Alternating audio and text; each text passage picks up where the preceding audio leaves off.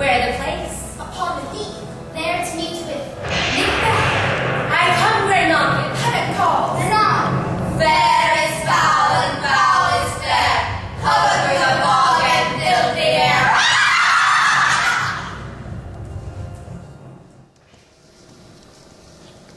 What bloody man is that? He can report, as seemeth by his plight, of the revolt, the new estate. This is the sergeant, who like a good and hardy soldier fought against my captivity. Hail, brave friend! Say to the king the knowledge of royal as thou didst deem it. Doubtful it stood, as two spent swimmers that do cling together and choke their art. The merciless Vic Dunwald, or a rebel, or to bat the multiplying abilities of nature to swarm upon them. From the western isles of current and gallon-blasters is supplied, and fortune on his damned curls smiling as a rebel's horn. But all's too weak, or brave MACBETH, well he deserved that name, to stay the fortune with his brandished steel, and smoke with bloody execution, like valor's minion carved the passage to the enemy slave, which ne'er shook hands with him nor bade him farewell, till he had seen him from me to the chops and fixed his head upon our battlements. Oh, valiant cousin! Worthy gentlemen! As the sun dims to reflection, shipwrecking storms and direful thunders break, so from that spring where comfort seemed to come, discomfort swells. Mark, King of Scotland, mark. No sooner justice had with valor armed compelled these skipping kerns to trust their heels, but the Norwegian lords surveying vantage with furbished arms and new supplies of men began fresh assault. Dismayed not this our captains, MACBETH and Banquo. Yes, as sparrows, eagles, or the hare the lion. If I say sooth, I must report. They were as cannons, overcharged with devil cracks, so they doubly redoubled strokes upon our foe. Whether they meant to bathe in reeking wounds or to memorate under Golgotha, I cannot tell. But I am faint. My gashes cry out for help. Thy words become thee as thy wounds. They smack of honor both. Go, get insurgents. Who comes here? Worthy Thane of Ross. What a hastens to his eyes, such a look that seems to speak things strange. God save the king. Whence camest thou, worthy Thane? From Fife, great king, where the Norwegian banners flood the sky and fan our people cold. Norway himself, with terrible numbers, assisted by that most disloyal traitor, the Thane of Cawdor, began a dismal conflict, until that Bellona's bridegroom, lapped in proof, confronted him with self-comparisons, point against point, rebellious arm against arm, curbing his lavish spirit. And to conclude, the victory fell on us. Great happiness! That now, Swino, the Norwegian king, craves composition, nor will we gain him burial of his men until he dispersed with us at St. Paul's Inn, $10,000, to our general use. No more the Thane of Cawdor shall deceive our bosom interest. Go! Pronounce his present death, and with his former title, greet MACBETH. I'll see it done. What he hath lost, noble MACBETH hath won.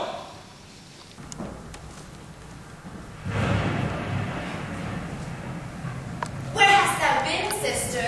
Kidding swine, sister, where thou? A sailor's wife had chestnuts in her lap. Enmeshed. Give me, quoth I. Avoid me, witch, the rum-fed running cries. Her husband's to Aleppo gone, master of the tiger. But in a sieve I'll thither sail, and like a rat without a tail, I'll do, and I'll do. I'll give thee a wind, thou art kind. And I another. I myself of all the other, and the very ports they blow, all the quarters that they know in the shipman's card. I will drain him dry as hay. Sleep shall neither night nor day hang upon his penthouse lid. He shall live a man forbid. Weariest night 9 times 9 shall he dwindle, peak and pine. Though his bark cannot be lost, yet it shall be tempest tossed. Look what I have. Show me. Here I have a pilot's thumb, wrecked as over he to come. A drum, MACBETH have come. We're sisters hand in hand, posters of the sea and land, thus to go about, thrice to thine and thrice to mine, and thrice again to make up 9. Peace, the charms round us.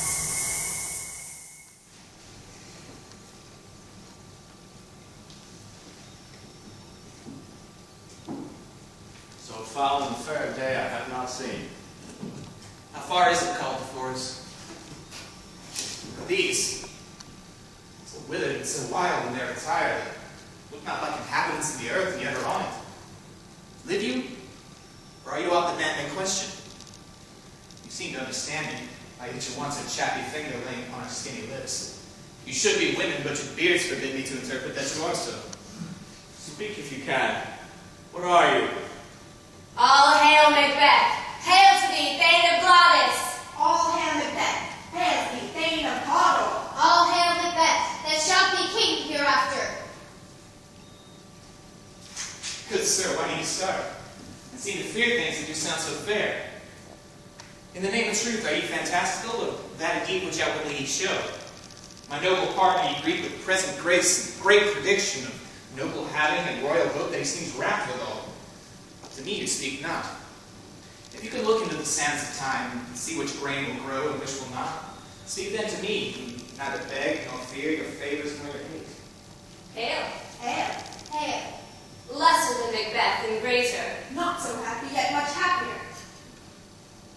Thou shalt get kings, though thou be none. So all hail Macbeth and Banquo. Banquo and Macbeth, all hail! Say, you imperfect speakers, tell me more. By Simon's death, I know I am Thane of Glamis, but how of Cawdor?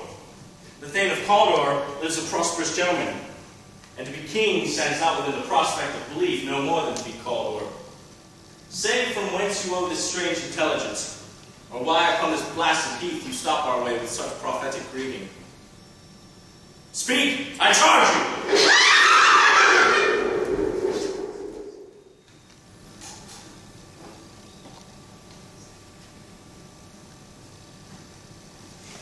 The earth hath bubbles, as the water has, and these were of them.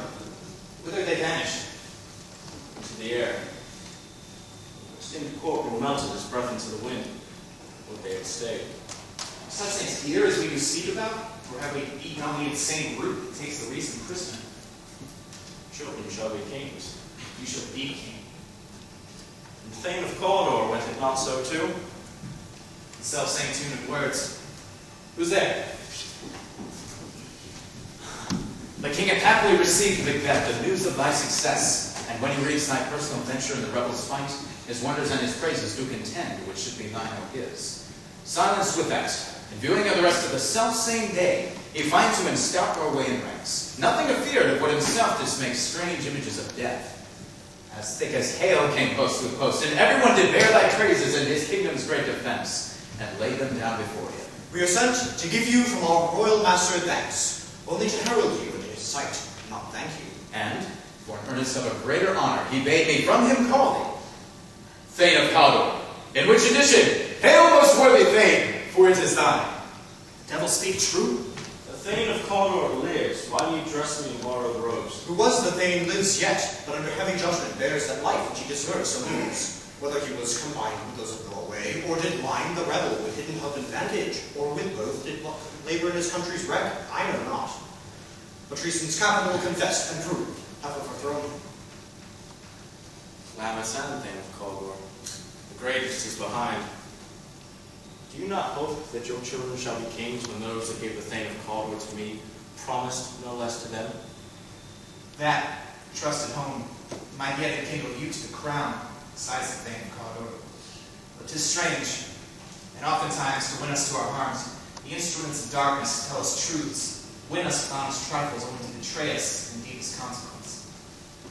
Cousins, the word, I pray. Two truths are told as happy prologues to the swelling act of the imperial theme. I thank you, gentlemen. This supernatural soliciting cannot be ill, cannot be good. If ill, why hath it given me earnest success, commencing in a truth? I am Thane of Cawdor. If good, why do I yield to that suggestion whose horrid image doth unfix my hair, and make my seated heart knock at my ribs against the use of nature? Present fears are less than horrible imaginings. My thought, whose murder yet is but fantastical, shakes so my single state of man that function, smothered in surmise, and nothing is but what is not. Look, our apartments are empty. If chance will have me king, why, chance may crown me without my stir. New honors come upon him, like strange garments cleave not to their mold with the aid of use. Come what come may, time and the hour runs through the roughest day. Worthy Macbeth, we stay upon your leisure. Me your favor. My dull brain was wrought with things forgotten. Kind gentlemen, your pains are registered. Every day I turn the leaf to read them. Let us toward the king, think upon what hath chanced, and in more time the interim having waited, let us speak our free house each brother. Till then enough. Come, friends.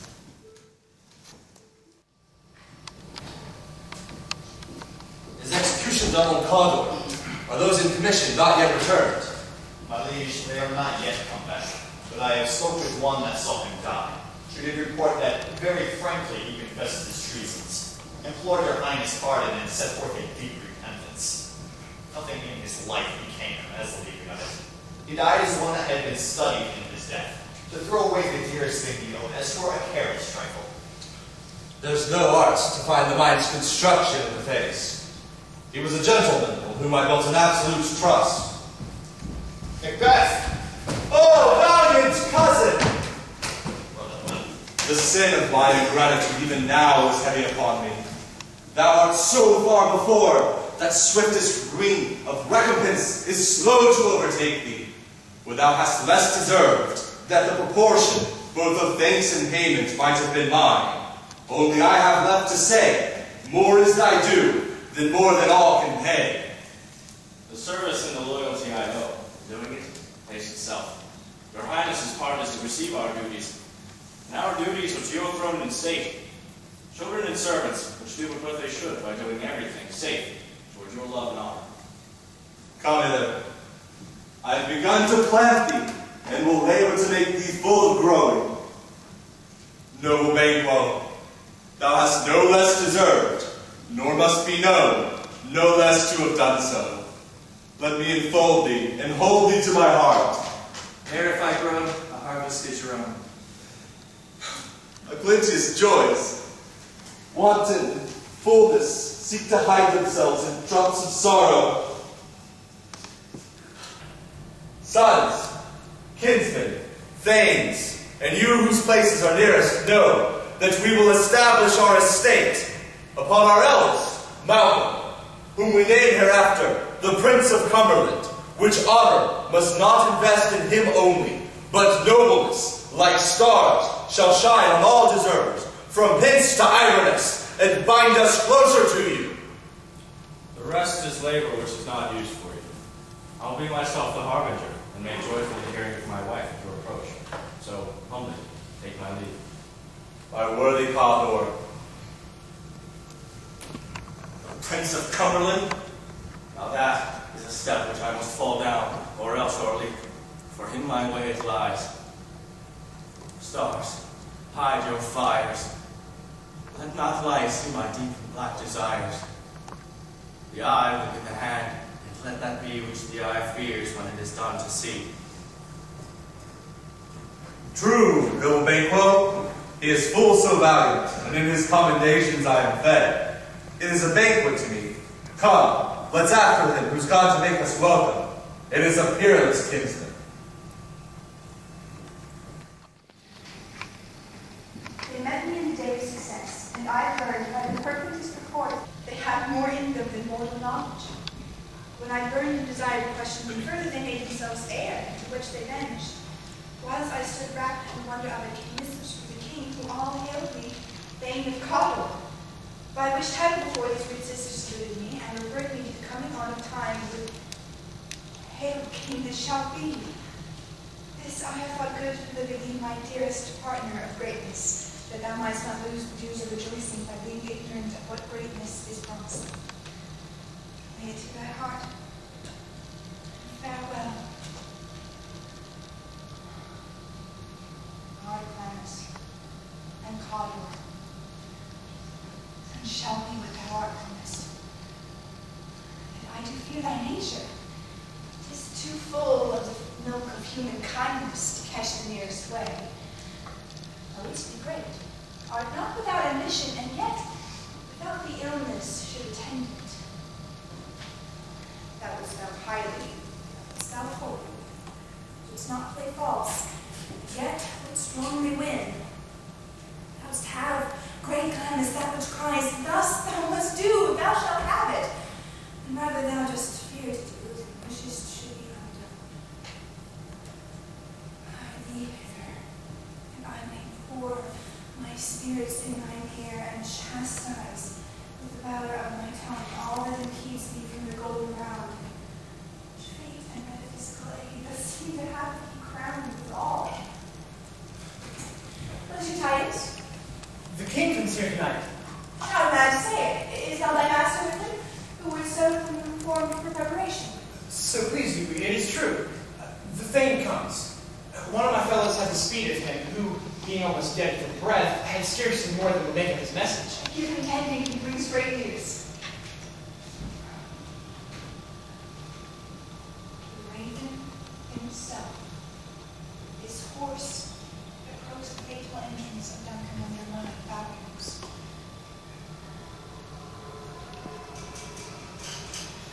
Come, you spirits that tend on mortal thoughts.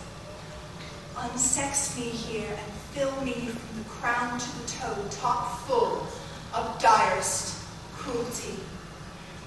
Make thick my blood, stop up the access and passage to remorse, that no compunctious visitings of nature shake my fell purpose, nor keep peace between the effect and it. Come to my woman's breast and take my milk for gall, you murdering ministers, wherever in your sightless substance you wait on nature's mischief. Come, thick night, and pall thee in the dunnest smoke of hell, that my keen knife see not the wound it makes, nor heaven peep through the blanket of the dark to cry, hold, hold! Great Glamis, worthy Courthouse, greater than both by the all-hail hereafter. Thy letters have transported me beyond this ignorant present, and I feel now the future in an instant. My dearest love, Duncan comes here tonight. And when goes hence? Tomorrow, as he purposes. Oh, never shall some that morrow see. Your face, methinks, is a book, where men may read strange matters. To beguile the time, look like the time.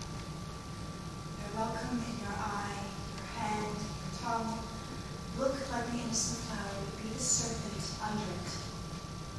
He that's coming must be provided for, and you shall put this night's great business into my dispatch. It shall to all our days and nights to come give solely sovereign sway. And master, We will speak further. all do look up clear. Small take favor ever is to fear. Leave all the rest to me.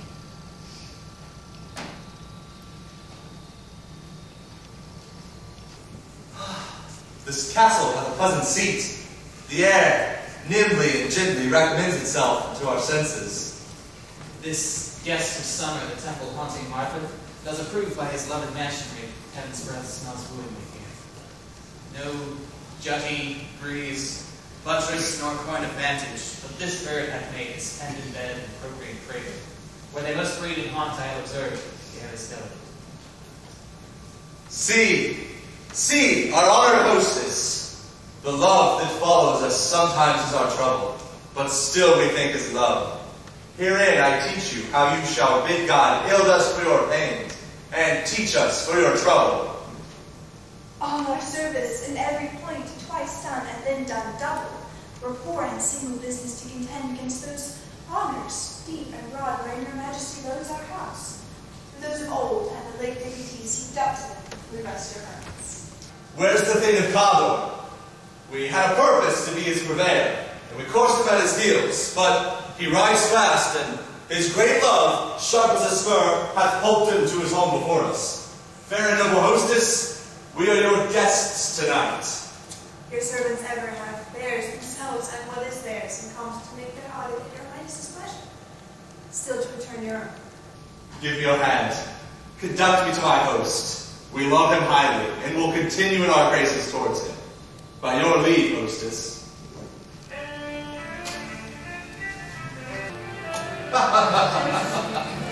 Tell me about it. Splendid, girl. That's not pleased. Well, how she's in that.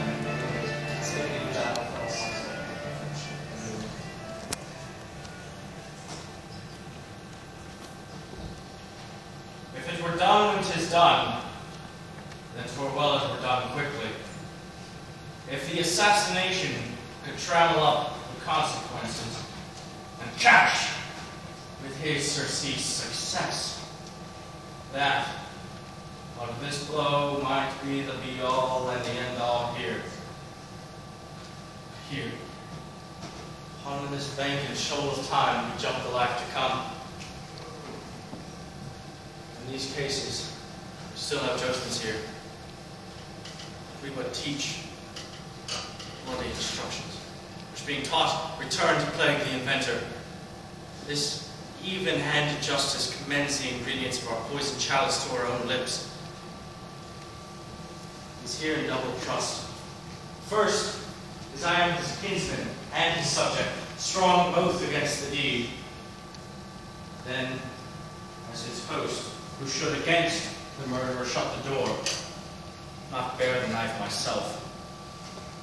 Besides, this Duncan hath borne his faculty so meek, hath been so clear in his great office, that his virtues will plead like angels, trumpet-tongued, against the deep damnation of his taking off. And pity, like a naked, newborn babe striding the blast, or heaven's cherubim, horsed upon the sightless couriers of the air, shall blow the horrid deed, and every eye that tears shall drown the wind. I have no spurs to prick the sides of my intent, but only faulty ambition which o'erleaps itself, falls on the other.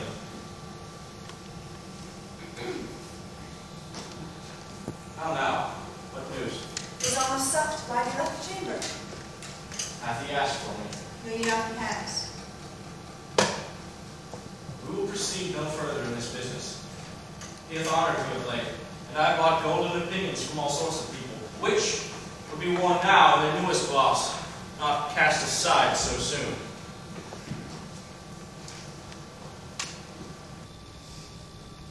Was the hope drunk, wherein you dressed yourself? Hath it slept since, and wakes it now to look so pale and green at what it did so freely?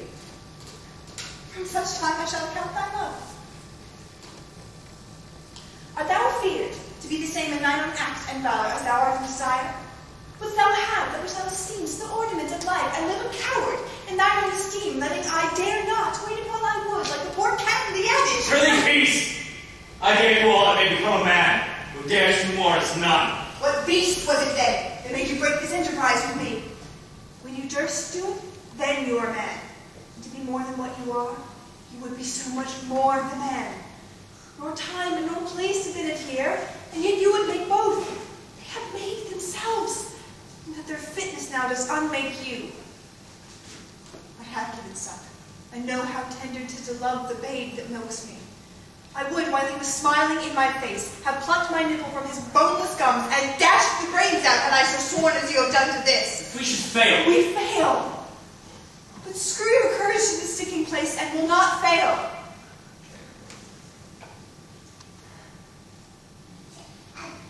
When Duncan is asleep, whereto the rather shall his day's hard journey soundly invite him. His two chamberlains will eye with wine and wassail, so convinced that memory, the order of the reign shall be as fame, and the receipt of reason unlimited only. When in swinish sleep their drenched natures lie as in a death, what cannot you and I perform upon the unguarded Duncan?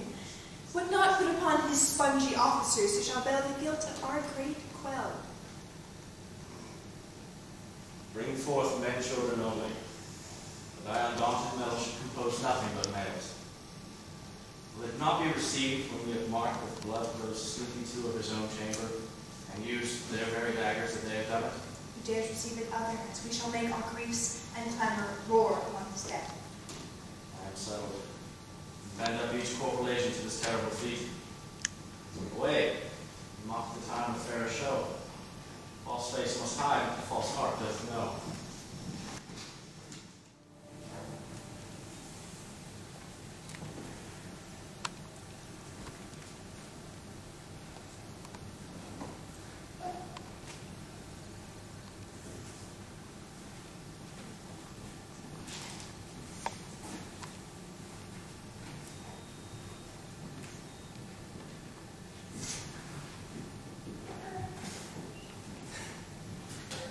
How goes the night, boy? The moon is down. I have not been fun. She goes down at 12. I take it 'tis later, sir. Oh, take my sword. There's husbandry in heaven tonight. The candles are all out. Take me that too. A heavy summons lies like lead upon me, and I would not sleep. Merciful powers restrained in me the cursed thoughts that nature gives way to in repose. My sword. Who's there? Friend, What, sir, not yet at rest? The king's abed. he hath been an unusual pleasure To send forth brave largesse to your offices. This Dinah he greets your wife with all by the name of most kind hostess. Shut up and measureless content. being unprepared, our will became the serpent's infect, which else should free from. All's well. Dreamt last night of 3 weird sisters. To you they have showed some truth. I think not of it. Yet, when we can entreat you now to serve, we would spend it in some words upon that business, if you would grant the time. At your kind pleasure. If you shall cleave to my consent, and 'tis, shall make honor for you. So I lose none in seeking to augment it, but still keep my bosom franchised and allegiance is clear. I shall be counseled. Would propose a while. Thanks, sir. Like to you. Thanks. Thanks.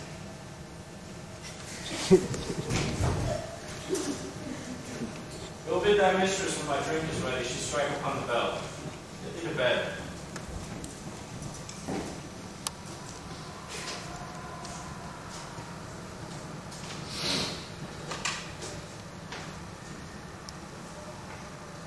Is this a dagger which I see before me? The handle towards my hand. Come, let me clutch thee. I have thee not, yet I see thee still. Art thou not fatal vision, sensible to feeling as to sight? Or art thou but a dagger of the mind, false creation proceeding from the heat-oppressed brain? I see thee yet in form as palpable as this, which now I draw. Now marshalless be the way that I was going. Such an instrument I was to use.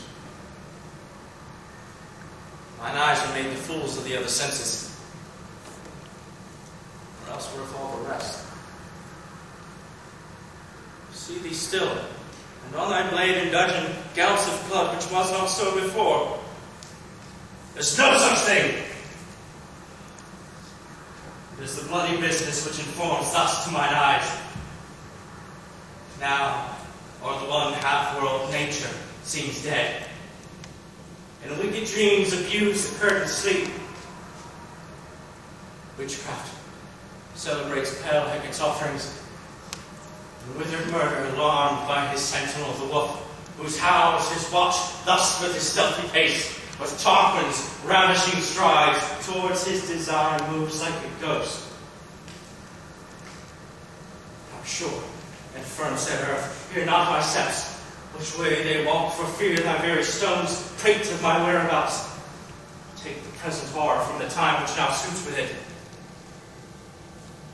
Whiles I threat, he lives. Words to the heat of deeds too cold breath gives. I go, and it is done. The bell invites me. Hear it not, Duncan, for it is a knell that summons thee to heaven, or to hell.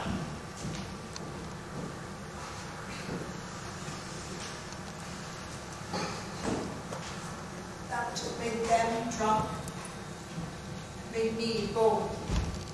But it quenched them and given me fire. For peace. It was the owl that shrieked. Fatal bound which gives the sternest good night. It is about. The doors are open, and the surfeited rooms do mock their charge with snores. I'll drug their posits to death, and nature do contend with them whether they live or die. Who's there? What ho? I'm afraid they have a weight that is not done. The attention of the tea confounds us. I laid their daggers ready, he could not miss them. I did not resemble my father as he slept. I have done it. My husband? I have done the deed. Does not hear noise. I heard the owl scream, the crickets cry. Did not you speak? Now. As I descended. Aye. Who lies in the second chamber? Thou obey. This is a sorry sight. Foolish thought to say a sorry sight. There's one that laughed in his sleep, and one cried murder, that they did wake each other. I stood and heard them. But they did say their prayers and adjust them again to sleep. They are too lodged together. One cried, God bless us, and amen the other, as they had seen me with these hangman's hands. In their fear, I could not say amen when they did say, God bless us. Consider not so deeply. Wherefore could not I pronounce amen? I have most need of blessing, and amen's in my throat. These things must not be thought after these ways, so it will make us mad. Midnight I heard a voice cry, sleep no more. Macbeth does murder sleep, innocent sleep. Sleep knits up the raveled sleeve of care, death of each day's life, sore labor's path, balm of hurt minds, great nature's second course, chief nourisher of life's What do need. you mean? Still it cried, sleep no more, to all the house. Glamis hath murdered sleep, and therefore Courthouse shall sleep no more. Macbeth shall sleep no more. Who was it that thus cried? Let my worthy pain me to unbend your noble strength and so brain sickly limbs. Go get some water and wash this filthy witness from her hand. Why did you bring the daggers from the place? You must lie there. Go carry them and spiritually be cruised with blood. I'll go no more. I'm afraid to think what I've done. Not again, I dare not. For what purpose? Give me the daggers. The sleeping and the dead are as pictures. Is the eye of childhood that fears painted devil. If he do bleed, reveal the faces of the grooms with all, for it must seem that their guilt.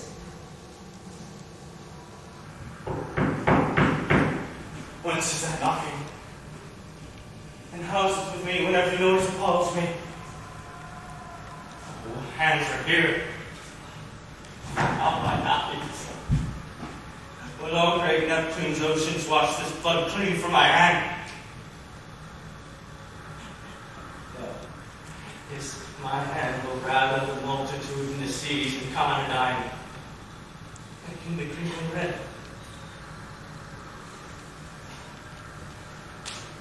My hands are of your color. And I shame to our hearts so white. I hear knocking in the south country. Retire me to our chamber. A little water clears up the steam. How easy it is then. Here comes the sleep left you unattended. Hark, more knocking. Get on your nightgown, lest occasion call us and show us to be watchers. Be not lost so poorly in your thoughts. To know my deeds were best not know myself. What don't you with thy knocking on without cooks?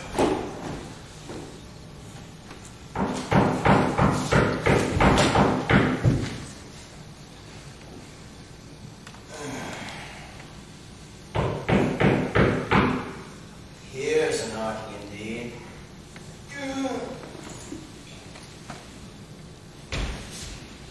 Not a reporter of Hellgate, you should have old turning the key. Knock, knock, knock. Who's there in the name of Beelzebub? Here's a farmer who hanged himself on the expectation of plenty. Come in, time server. Have napkins and all about you, for here you'll sweat for it. Knock, knock, knock. Who's there in the other devil's name? Faith! Here's an equivocator who could swear in both the scales against either scales. Who committed treason enough for God's sake, yet could not equivocate heaven. Come in, equivocator. Knock, knock, knock. Who's there? Faith, here's an English tailor come hither. For stealing out the French hose. Come in, tailor, for here you may roast your goose. Knock, knock, knock. Never and quiet. What are you? Whew. It is too cold for hell. I'll double porter it no further. I had thought to have let in some of all professions that seek the primrose way to everlasting bonfire. And I pray you, remember the porter.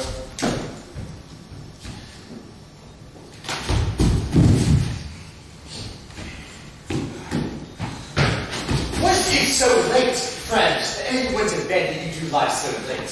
Thanks, sir. We are carousing till the second cock. And drink, sir. Just a broker of 3 things. What 3 things does drink especially provoke? Glad you asked. Marry, sir. Nose faking sleep. And urine. Lechery, sir. It provokes and it unprovokes. It provokes the desire, yet takes away the performance.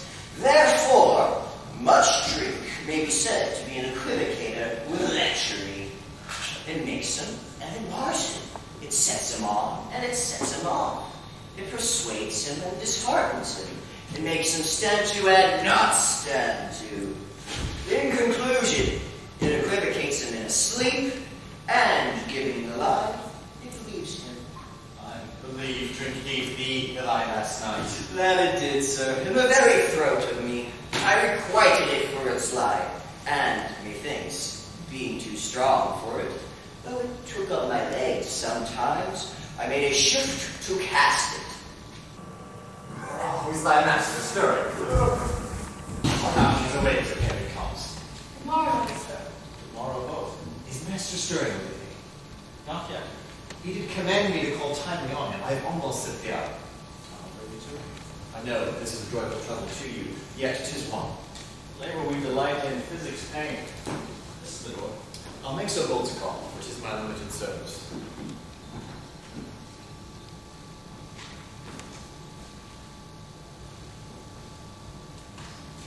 Goes the king hence today? He does. He did appoint so. Night has been unruly. Where we lay, our chimneys were blown down, and as they say, lamentings heard in the air, strange screams of death, and prophesying of accidents terrible, dire combustion and confused events. New hatch to the woeful time. The obscure bird clambered the livelong night. Suppose a rough night. My young remembrance cannot parallel the fellow to it. Oh, horror, horror, horror. Tongue or heart cannot conceive nor name thee. What's the matter? Confusion now has made its masterpiece. Most shackled listener hath broke up the Lord's temple, and stole from thence the life of the building. What do you say? The life. Mean you his majesty. Approach the chamber, and destroy your sight with the new Gorgon. Do not bid me speak. See, then speak for yourselves. Awake! Awake! Read my mouth!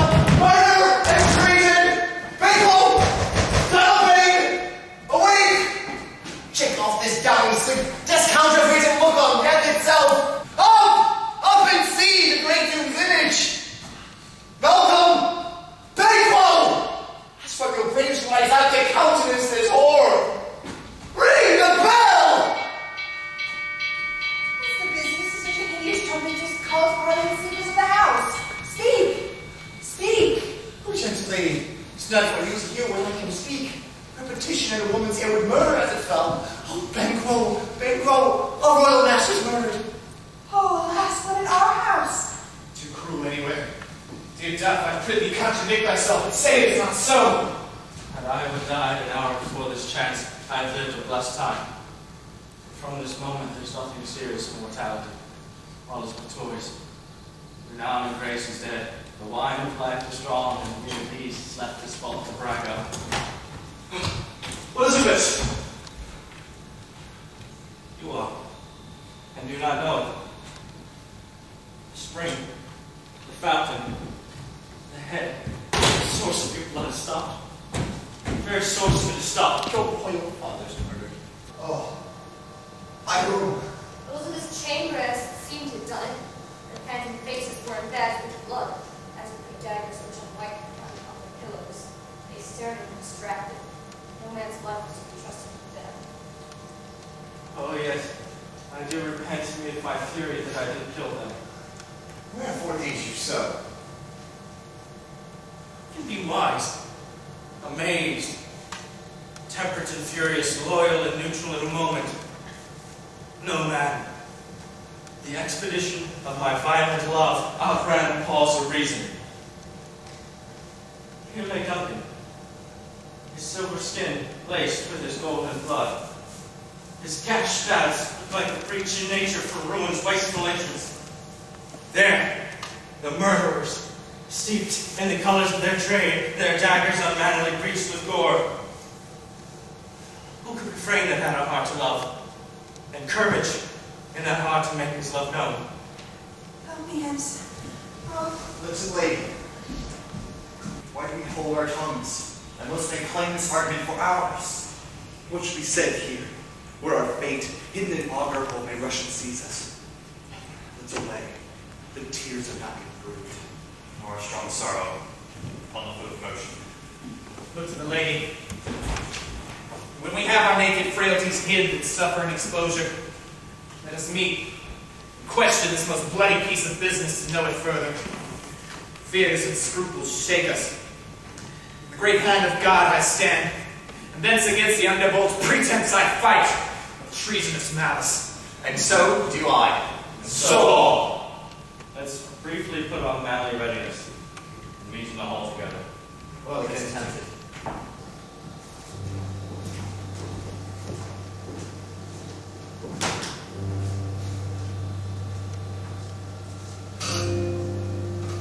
What will you do? Let's not consort with them. Showing unfelt sorrow is an office which the false man does easy. I'll to England. To Ireland I. Our separated fortunes shall keep us both safer. Where we are, there's daggers and men's smiles. The near it blood. Nearer glory. This murderous shaft of the shop hath not yet lighted. Our safest way is to avoid the aim. Therefore to horse, and let us not be dainty of leave taking, but shift away. There's warrant in that theft which steals itself. There's no mercy left.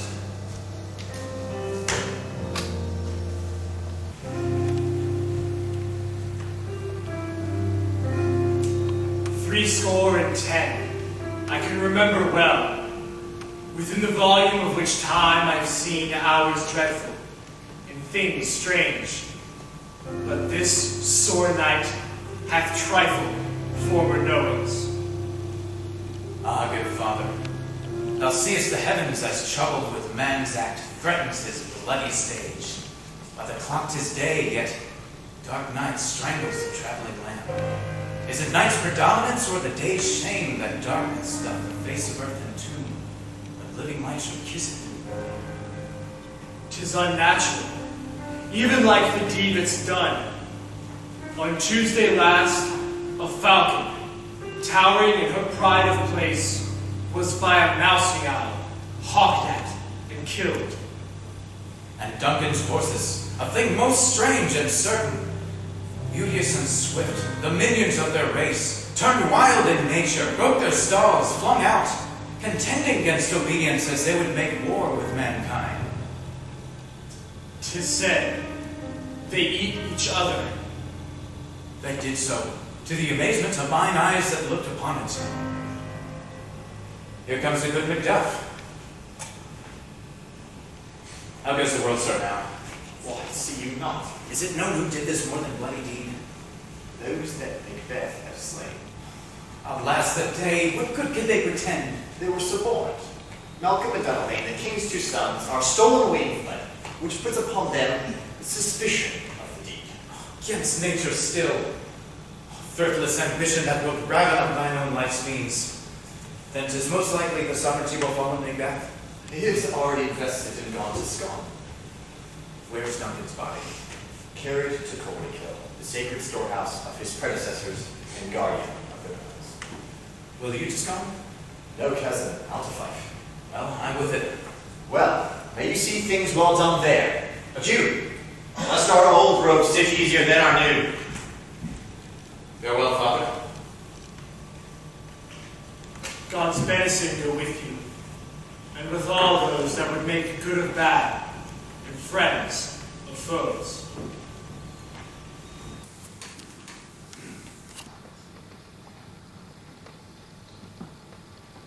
Thou hast it now. King, Cawdor, Glamis, all is the weird wind and promise. And I fear thou playest most foully for it. It was said it should not stand in thy posterity, but that myself should be the root, and father of many kings. If there come truth from them, as upon thee, Macbeth, their speeches shine, why then by the verity of thee made good, may thee not be my oracles as well, and set me up in hope? But hush, no more. Here's our chief guest. If he had been forgotten in a day's camp at our great feast, and all things unbecoming. Tonight we hold a solemn supper, sir. And I request your presence. Let your highness command unto me, to the which my duties are with the most indissoluble tie forever knit. I do this afternoon. I am a lord. We should have else desired your good advice, which still has been both brave and prosperous in today's council. But we'll take tomorrow. Is it far you ride?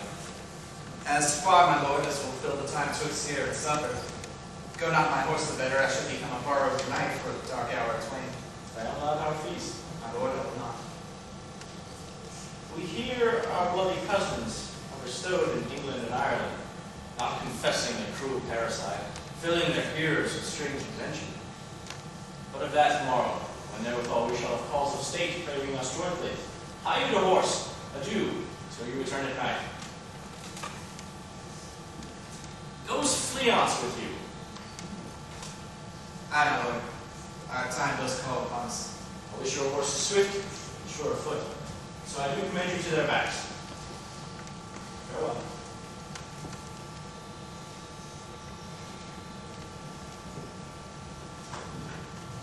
Let every man be master of his own time, till 7 at night. To make society the sweeter welcome, we will keep ourselves till supper time alone. Well then, God be with you.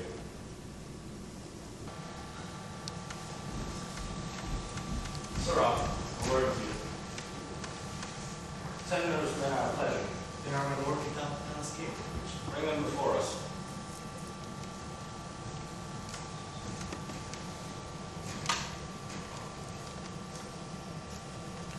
To be thus is nothing but to be safely thus.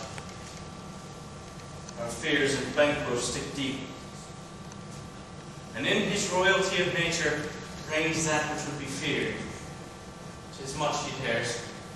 To that dauntless temper of his mind, he hath a wisdom that doth guide his valor to act in safety. There is none but he whose being I do fear. And under him, my genius is repute, as it is said Mark Antony's was by Caesar. He treat the sisters when first they put the name of king upon me, and bade them speak to him. And prophet-like, they hailed him father to a line of kings. Upon my head they placed a fruitless crown, and put a barren scepter in my grip, thence to be wrenched with an unlineal hand, no son of mine succeeding. If it be so, for Banquo's issue have I filed my mind. For them, the gracious Duncan, have I murdered. put rancors in the vessels of my peace, only for them. Mine eternal jewel, given to the common enemy of man, to make them kings, the seeds of Banquo kings. Rather than so, come fate into the list, and champion me to the utterance. Who's there?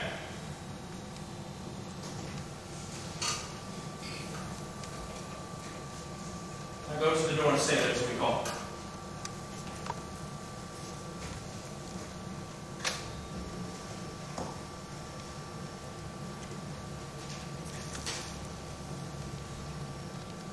Was it not yesterday we spoke together? It was. So please, Your Highness. Well then, now have you considered of my speeches? Know that it was he, in times past, which held you so under fortune, which you had thought had been our innocent self. This I made good to you in our last conference, passed in probation with you, how you were borne in hand, upcrossed the instruments, who wrought with him, and all things else that might to half a soul into a notion praise say, thus did Banquo. You have made it. I did so, and went further, which is now the point of our second meeting. Do you find your patience so predominant in your nature that you can let this go? Are you so gospel to pray for this good man and his issue, whose heavy hand hath bowed you to the grave and beggared yours forever? We are men, my liege. Aye. In the catalogue you go for men, as hounds and greyhounds, mongrels, spaniels, curs, water rugs, chows, and demi-wolves are clapped, all by the name of dogs. The valued file distinguishes the swift, the slow, the subtle, the housekeeper, the hunter, every one according to the gift which bounteous nature hath in him closed, whereby he does receive particular addition from the bill that writes them all alike. And so of men. Now, if you have any station in the file not in the worst rank of manhood, say it, and I will put that business in your bosom, whose execution takes your enemy off, grapples you to the heart and love of us, who wear our health sickly in his life, which in his death were perfect. I am one, my liege, whom the vile blows and buffets of the world have so incensed that I am reckless what I shall do to spite the world. And I am so weary with disaster, so tugged with fortune, that I would set my life on any chance to improve my lot, or be rid of it. Both of you know Banquo is your enemy. True, my lord. And so is he mine, and in such bloody distance that every minute of his being thrust against the nearest of my life. And though I could, with barefaced power, sweep him from my sight and bid my will about you, yet I must not. For certain friends that are both his and mine, whose loves I may not drop, but wail his fall, who I myself struck down. Thence it is that I, to your assistance, do make love, masking the business from the common eye for sundry weighty reasons. We shall, my lord, perform what you command us. So our Your lives. spirit shine through you. Within this hour at most, I will advise you where to plant yourself, acquaint you with the perfect spy of the times, the moment on it, for it must be done tonight, and something from the palace, or his thought that I require a clearness, and with him, to leave no rubs nor botches in the work, Fleance, his son that keeps him company, must embrace the fate of that dark hour. Resolve yourselves apart, I'll come to an eye. We are resolved. Resolved, my lord. Lie within, the I'll demonstrate.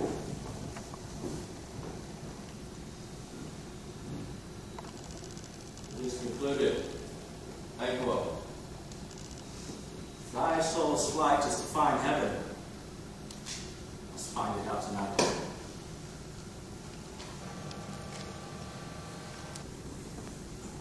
Is that the guard from court? I madam, returns here tonight.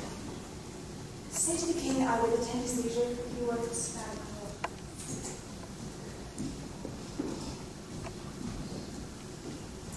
Once had Our desire is God without content. To say that which we destroy, and by destruction dwell in doubtful joy. But how now, my lord? How do you keep alone? Sorriest fancies your companions making, using those thoughts which indeed have died within the thin calm. Things without orientation we do not regard. What's done is done. We've scoffed the snake, not killed it.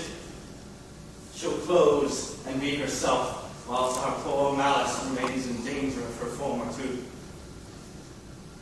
But let the frame of things disjointed. Both the world suffer, ere we will eat our meal in fear, and suffer in the affliction of these terrible dreams that shake us nightly. Better to be with the dead only to gain our peace and sent to peace, than on the torture of the mind to lie in restless ecstasy. Duncan is in his grave. After life's fitful fever, he sleeps well.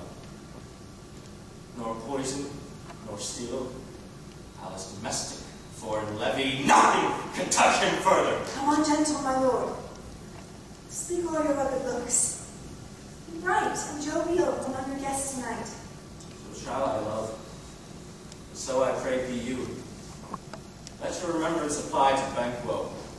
Present him eminence both with eye and tongue. Unsafe the while we must lave our honors in these flattering streams. Our faces visitors of our hearts, disguising what they are. You must leave this. Oh, full of scorpions is my mind, dear wife.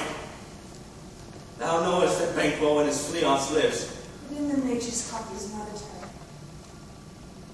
There's comfort yet. They are assailable. Then be thou jumping. Ere the bat hath flown his cloistered flight, ere to black Hecate summons the sharp-born beetle, with his drowsy hums hath rung night's yawning peal, there shall come a deed of dreadful note. What's to be done? Be innocent of the knowledge, dearest chum, so thou applaud the deed.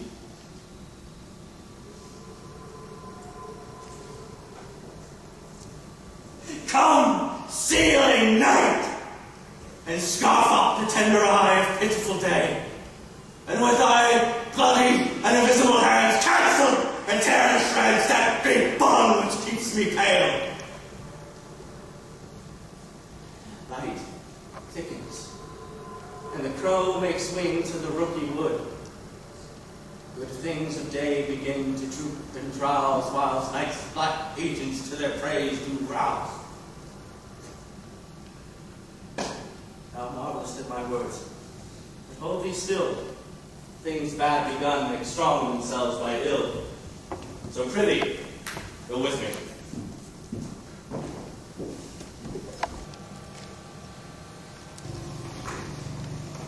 But who did bid thee join with us? Macbeth! He needs not our mistrust, since he delivers our offices what we have to do to the direction just. Severus! The west gate glimmers with some streaks of day. There skirts the laden traveler apace to gain the timely inn. The subject of our walk approaches. Hark! I hear horses! Give us the light here! Oh! And to see, the rest that are within the northern expectation already are in court. His horses go about, almost a mile, so all men do, making from here to the capital gate their walk. A light, a light! 'Tis he, send to. We rain soon. Let it come down! Oh! Treachery! Fire! Fire! Come down! Fire! Repent! Let it! Put it to the light! 'Twas not the way. Once down, the sun has escaped. We've lost the best half of our affair. Then let us away and say how much is done.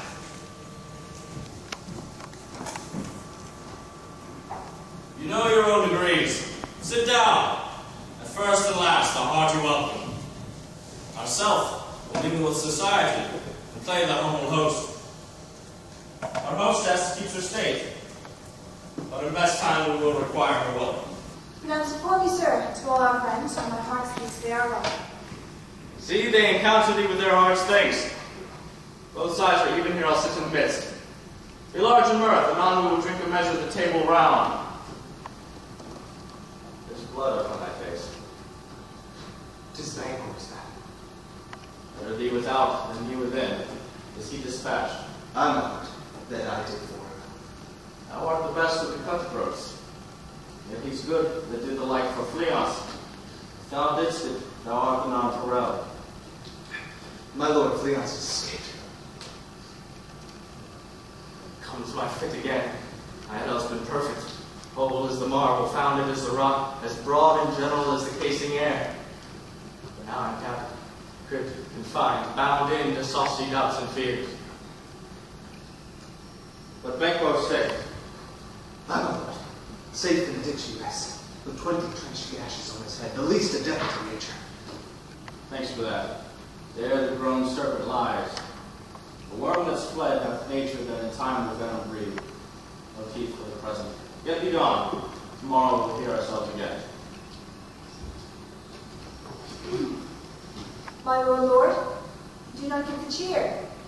The feast is sold, but it is not often vouched about his making. Just give him a welcome. To fever best at home, from whence the sauce to meat is ceremony. Sweet remembrance, sir. Now, good digestion wait on appetite, and health on both. May it please your highness sit. Here had we now our country's honor roofed, if the gracious person of Banquo were present, who may I rather challenge from kindness than pity for mischance. His absence, sir, lays blame upon his promise. Please your highness to grace us with your royal company. Table's full. Here's the place reserved, sir. Where? Here. What is it that moves, my good lord? Which of you have done this? What, my good lord? Thou canst not say I did it, never shake thy glory locks at me. Gentlemen, his highness is not well. Sit, worthy friends. My lord is often thus, and hath been from his youth. I pray you keep seat. If it is momentary, upon a thought he will be well again. With much you know him, shall avenge him and extend his passion. Please, regard him not. Your man. Aye, and the bold woman should look on that which might appall the devil. Oh, proper stuff. This is the very painting of your fear. This is the air-drawn dagger which you said led you to Duncan. These wits and starts and postures to true fear would well become a woman's story and a winter's fire, authorized by her grand dam. Shame itself, why do you make such faces? When all's done, you look but on a stool. Prithee, look there. Behold, look, lo, how say you? Why, what care I, that thou canst not speak true? If charnel houses and our graves must send those that we bury back, our monuments will be the malls of kites. Quite unmarried in folly. If I stand here, I saw him. Why, shame. Blood hath been shed ere now, in the olden time, ere humane statue purged the gentle wheel. Aye, and since too, murders have been performed, too terrible for the ear. Times have been that when the brains were out, the man would die, and there an end. But now they rise again with 20 mortal murders, and push us from our stools. This is most strange than such a murder is. My royal lord, your noble friends do lack you. I do forget. Do not muse at me, my most worthy friends. I have a strange infirmity, which is nothing to those that know me best. Come, love and health to all. Then I'll sit. Bring me some wine, fill full.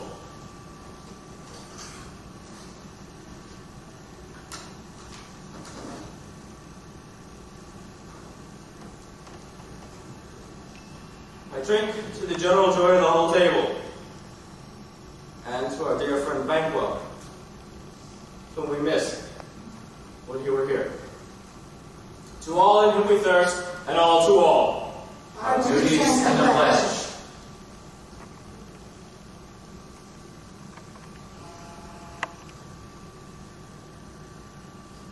And quit my sight! Thy bones are marrowless, thy blood is cold, thou hast no speculation in those eyes which thou dost bear with. Think of this. Good peers, but as they were accustomed, is no other. Only its spoils the pleasure at the time. What man dare I dare?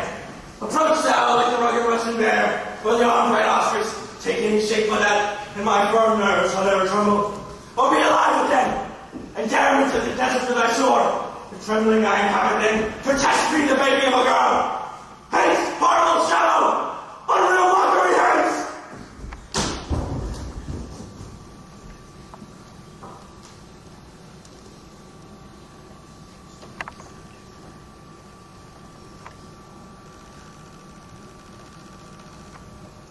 Why so? Being gone. I'm no man again.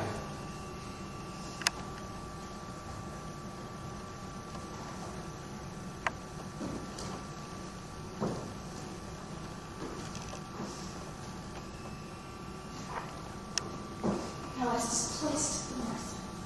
Wrong the good meaning, the most admired disorder. And such things be, and overcome us like a summer's cloud without special wonder. It make me strange, even to the disposition that I owe, for now I think keep to behold such sights, but keep the natural ruby of your cheek when mine is blanched with fear. What sights, my lord? I pray you speak not. He grows worse and worse, question enrages him. At once good night. Stand not upon the order of your going, but go at once. Good night. You better help attend His Majesty. A kind good night to all.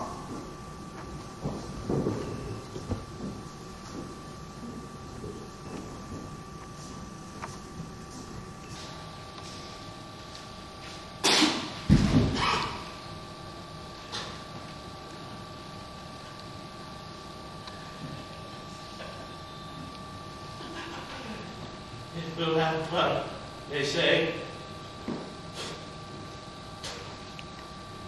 Blood will have blood.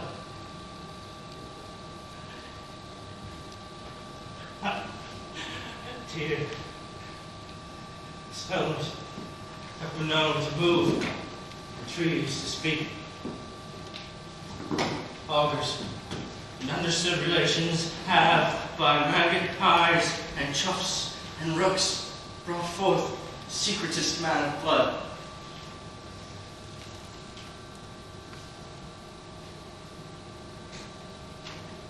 What is the night? Almost at odds with morning. You just wish. How sayest thou that Macbeth denies his person at our great bidding? Did you send to him, sir? I hear it by the way, but I will send. There's not but one of them, but in his house I keep a servant feed. The times I will to the weird sisters. More shall they speak, for now I am bent to know by the worst means the worst. All causes shall give way.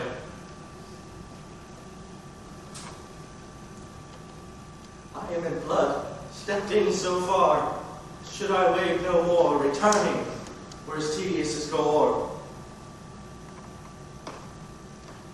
Strange things I have in head, that will to hand, which must be acted ere they may be scanned. You lack the season of all natures. Come, will to sleep. My strange and self-abuse is the initiate fear that wants hard use. We are yet but young indeed.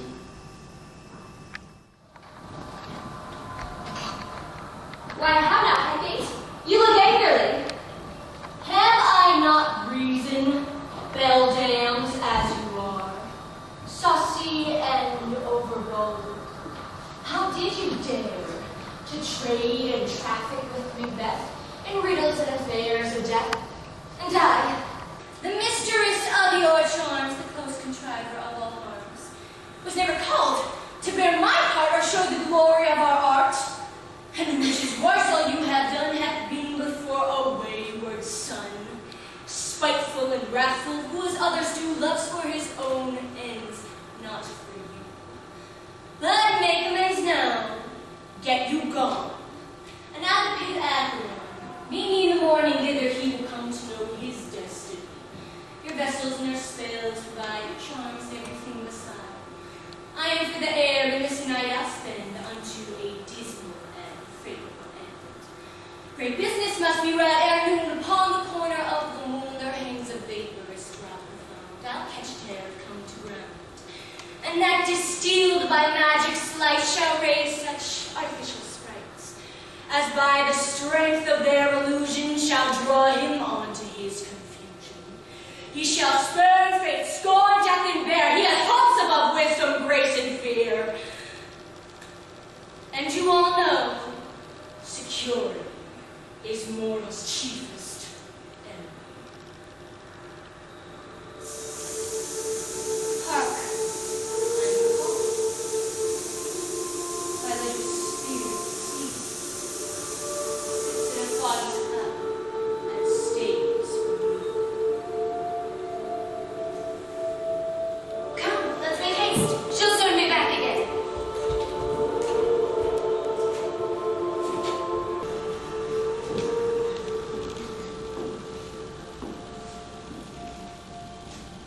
My former speeches have been hid your thoughts, which can interpret further. Only I say things have been strangely born. The gracious Duncan was paid with Macbeth, married, he was dead, and the right valiant faithful walked too late. Who, you may say, leads you, be it skill. The pains fled, one must not walk too late. They had once the thought how monstrous it was for Malcolm and for Duncan to kill their gracious father. Damned that! How it would grieve Macbeth. Did he not straight in pious rage the two delinquents dead, who were slaves of drink and thralls of sleep? Was not that nobly done? Aye, and wisely too. 'Twould have angered any heart alive to do them night. So that I say he has done all things well, and I do think that had he Duncan's sons under his feet, his heaven he should not. They should find that to kill fathers so should please. The peace was the broad words and cousin Phil return his feast, and here Macduff goes in disgrace. So, can you tell me where he bestows himself?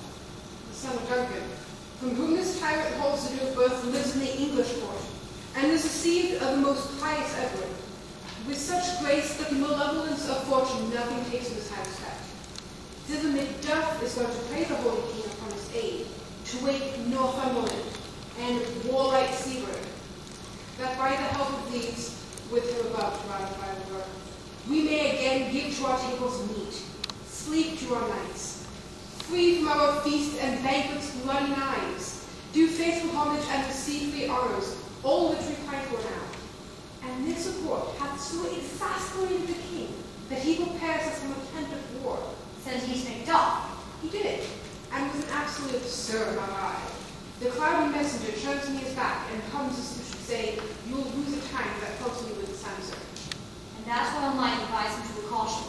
Hold what distance his wisdom can provide. Some holy angel fly into the court of England, and enfold his nets as here he come, that a swift blessing may soon return to this, our suffering country, under a hand cursed. So my prayers with him.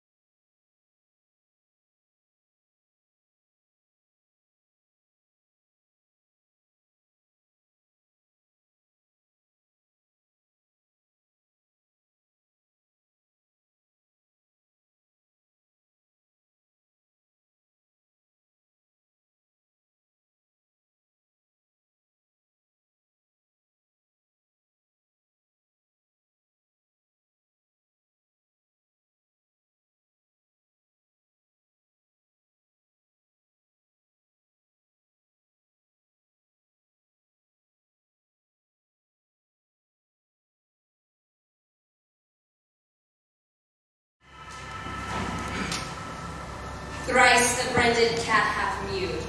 Thrice and once the hedge he whined. Hark your cries, 'tis time, 'tis time. Round about the cauldron go, in the poisoned entrails grow. Toad that under cold stone, days and nights has 31, sweltered venom sleeping got. Boiled out first in the charmed pot. Double, double, toil and trouble, fire, burn, and cauldron bubble. Fit of a penny sleep, in the cauldron boil and bake. Eye of meat and toe of raw, wool of bat and tongue of dog, adder's fork and blindworm sting, lizard's leg and howlet's wing. Gore charm of powerful trouble, like a hell broth boil and bubble. Double, double, toil and trouble, fire, burn, and cauldron bubble. Scale of dragon, tooth of wolf, witches, mummy, maw, and gulf. Of the raven, salty shark, root of hemlock, digged in the dark. Liver of blaspheming Jew, gall of goat, and slips of yew. Sliver in the moon's eclipse. Nose of Turk and tar's lips. Finger of birth-strangled babe, ditch delivered by a drab. Nick the gruel of thickened slab. Add thereto a tiger's chaldron for the ingredients of our cauldron. Double, double, toil and trouble, fire, burn, and cauldron bubble. Cool it with sun's blood, then the charm is firm and good. Oh, well done. I commend your pains. And now everyone shall share in the games. And now about the cauldron sing like elves and fairies in a ring, enchanting all which you put in. By the pricking of my thumbs, something wicked this way comes. Open locks, whoever knocks. How now, you secret blackling midnight hags? What is it you do? A deed without a name. I conjure you, by that which you profess, however you come to know it, answer me. Though you untie the wings and let them fight against the churches, though the gusty waves confound and swallow navigation up, though bladed corn be lost and trees blown down, though castles topple on their waters' heads, though palaces and pyramids do slope their heads to their foundations, though the treasure of nature's germin tumble all together, even till destruction sicken. Answer me to what I ask you. Speak, demand, will answer. Say if thou'st rather hear it from our mouths or from our masters. Call him. Let me see him. For in Southland that hath eaten her 9 pharaoh, Greece that sweating from the murderous gibbet throw into the flame. Come high or low, thyself in office deftly show. Tell me, thou unknown He power. knows thy thought. Hear his speech, but say thou not. Macbeth, Macbeth, Macbeth, beware Macduff, beware the Thane of Fife. Dismiss me, enough.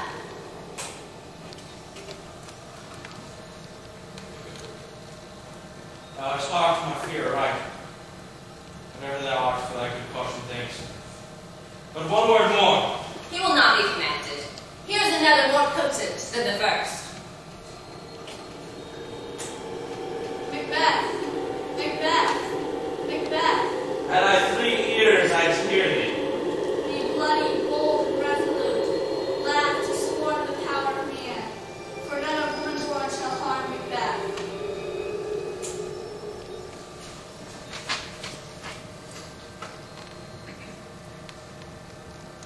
Then live Macduff. What need I fear of thee? Yet I will make assurance double sure, and take the bond of fate. Thou shalt not live, that I may tell pale-hearted fear, it lies in sleep in spite of thunder. What is this that rises like the issue of a king, and wears upon his baby brow the rounded top of sovereignty? Listen, but speak not to it. Who lie metal proud and take no care, who chafes, who frets, where conspirers are. Macbeth shall never vanquish me until great burning wood to high guns the hill shall put against him.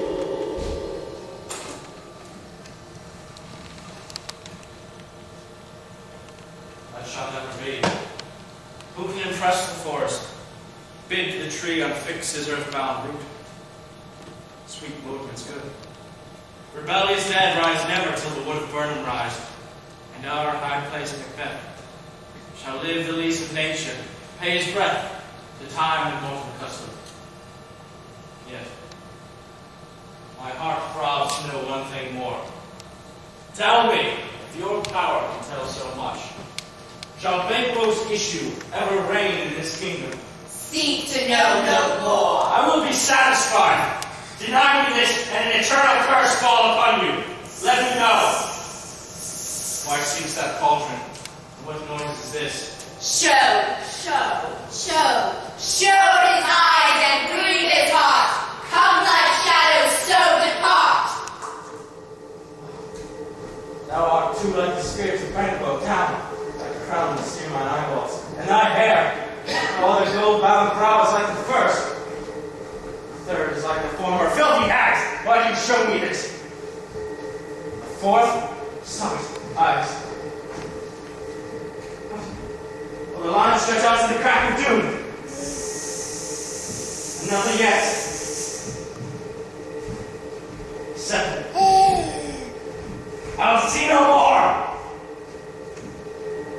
And yet an eighth appears, who bears a glass, who shows me many more. And some I see who too full of balls and troubled scepters carry. I was right. Now I see 'tis true. For the blood-boltered Banquo smiles upon me and points at them for his.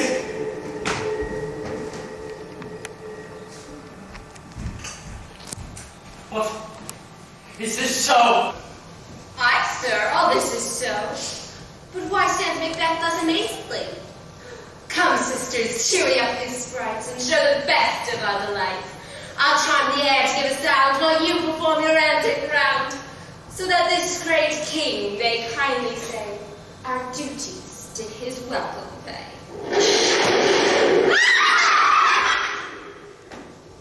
Where are they? Gone. Let this pernicious hour stand. I am cursed in the calendar. Come in from without there. What is your grace will? Saw you the weird sisters.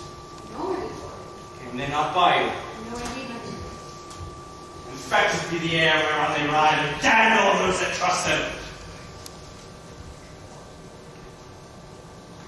I did hear the galloping of horse. Who was it came by? 'Tis 2 or 3, my lord, that bring you word. They felt the sled to England. Fled to England. Aye, good lord. Time thou anticipatest my dread exploits. Life's purpose is there o'ertook, unless the deed go with it. From this moment, the very first things of my heart shall be the first things of my hand. Even now, crown my thoughts with axe. Let it be thought and done. Castle and Macduff I will surprise, seize upon fife, give to the edge of the sword his wife, his babes, and all unfortunate souls that trace him in his line.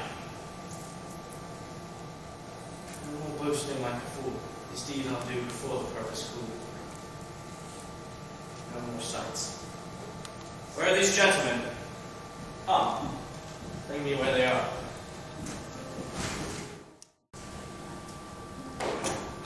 What had he done to make him fly the land? You must have patience, madam. We have none. His life is madness, and when our actions do not, our fears do make us traitors. You know not whether it was his wisdom or his fear. Wisdom! To leave his wife, his babes, his mansion and titles in a place from whence himself does fly. He loves us not. He wants the natural touch. For the poor wren, the most diminutive of birds will fight. Young ones in her nest against the elder. All is the fear and nothing is the love. So little the wisdom with the flight, so runs against all. My dearest coz, I pray you school yourself.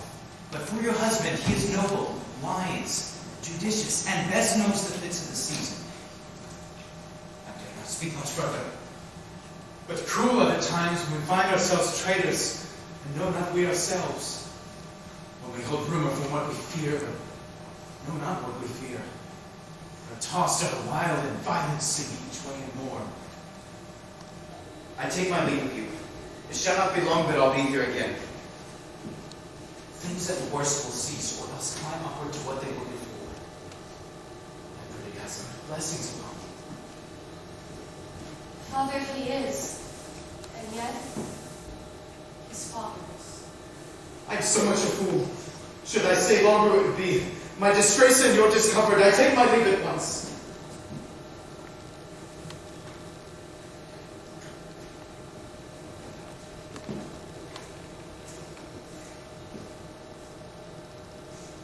Sirrah, your father's dead. And what will you do now? How will you live? As birds do, Mother. What, with worms and flies? When I get, I eat, and so do they. Poor bird. Thou'st never fear the net nor the line, pitfall nor the gin. Why should I, Mother? Poor birds, they are not set for. My father's not dead, for all you're saying. Yes, he is dead. Now, how about you for father? Nay, how will you do for a husband? Why, you can buy me 20 at any market. Then you'll buy and sell again. Thou speakest with all thy wit, yet faith is good enough for thee. Is my father a traitor, Mother? I have he was. What is a traitor? Why, one who swears and lies. And the all traitors that do so? Everyone that does so is a traitor and must be hanged. Must they all be in and swear and lie? Everyone. Who must hang them? Why, the honest men. Then the liars and swearers are fools, for there are liars and swearers enough to beat the honest men and hang up them. God help thee, poor monkey. But how wilt thou do for father? If you were dead, you'd be poor. That word could someone should quickly have a new father. Quoth Random. Appomattox.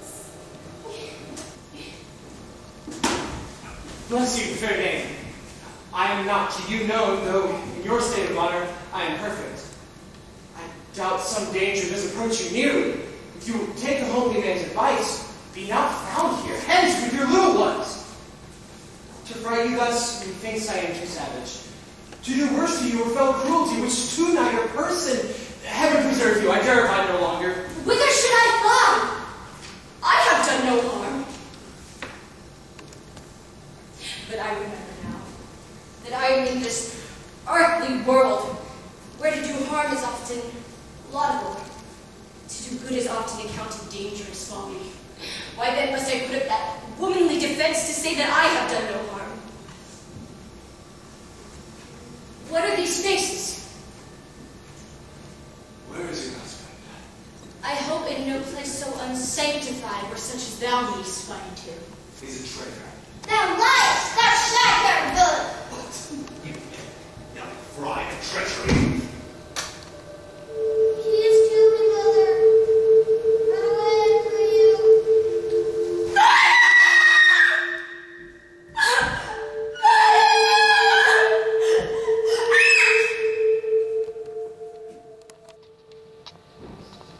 Let us seek out some desolate shade, and there leave our sad bosoms empty. Let us rather hold fast the mortal sword, and like good men bestride our downfall mirthfully. Each newborn, new widows howl, new orphans cry, new sorrows strike heaven on the face, that it resounds as if it felt with Scotland's like syllable of dolor. What I believe I will, what no believe. And what I can redress as I shall find the time to friend, I will. If you have spoke, it may be so perchance.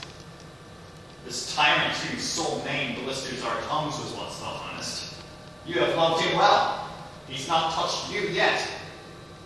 I am young, but something you may deserve of him through me, and wisdom to offer a poor, weak, innocent lamb to appease an angry God.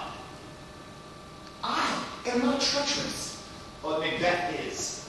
A good and virtuous nature may recoil in an imperial charge. I crave your pardon, but that which you are my thoughts cannot transpose. Angels are bright, though the brightest fell, and though all things foul should wear the brows of grace, yet grace must still excel. I have lost my hopes. Perhaps even there where I did find my doubts. Why in that rawness left you wife and child, those precious motives, those strong knots of love without leave taking? I pray, let not my jealousies be your dishonors, but mine own sins. You may be rightly just, whatever I think. Bleed, bleed, poor country. Great tyranny, lay thou thy base ashore, for goodness dare not check thee. Wear thou thy logs, thy title is deferred. Fare thee well. I will not be the villain that thou thinkst, for the entire space is in the tyrant's grasp, and the riches to boot. Be not offended. Speak not as in absolute fear of you. I think our country sinks beneath the yoke. It weeps, it bleeds, and each new day it dashes added to her wounds. I think withal there would be hands uplifted in my right, and here from gracious England have I offer of goodly thousands. Yet, for all of this, when I shall tread upon the tyrant's head, or wear it upon my sword, then my country shall have more vices than it had before, more suffer, and more sundry ways than ever by him that shall succeed. What should he be? It is myself, I mean. And whom I know all the particulars of vice so grafted, that when they shall be opened, black MACBETH shall seem pure as snow. The poor state esteemed him a lamb being compared with my confineless arms. Not in the legions of horrid hell become a devil, more damned in evils to top MACBETH. And rancid and bloody, luxurious, avaricious, false, deceitful, sudden, malicious, smacking of every sin that has a name. But there is no bottom, none, to my voluptuousness. Your wives, your daughters, your matrons, your maids could not fill up the cistern of my lust and my desire. All continent impediments would obey that to impose my will. Better MACBETH than such an one to reign. Boundless and temperance in nature is a tyranny, and hath been on time empty of the happy throne, fall of many kings. But fear not yet to take upon you that which is yours. You may convey your pleasures in a spacious plenty, and yet seem cold the time you may so hoodwink. We have willing dames enough. There cannot be that vulture in you to devour so many as will to greatness dedicate themselves, finding it so inclined. With this, there grows in my most ill-composed affection such a staunchest avarice, that were I king, I should cut off the nobles for their lands, desire his jewels in this other's house. My more having would be as a sauce to make me hunger more, as it forge quarrels unjust against the good and loyal, destroying them of their wealth. This avarice sticks deeper and grows with more pernicious root than some are seen in us. But fear not. Scotland hath forges to fill up your will of your mere own. All of these are portable with other graces weighed, but I have none. The king becoming graces as justice, verity, temperance, stableness, perseverance, bounty, mercy, lowliness, patience, devotion. I have no relish of them, but abound in the division of each several crime, acting it in many ways. Nay, had I power, I should pour the sweet milk of concord into hell, abhor the universal peace, confound all unity on earth. If such an one be fit to govern, speak. I am as I have spoken. Fit to govern? No, not to live! O nation miserable, with an untitled tyrant, bloody sceptered, when shalt thou see thy wholesome days again? Since that the surest issue of thy throne, by his own interdiction, stands accursed and does blaspheme his breed.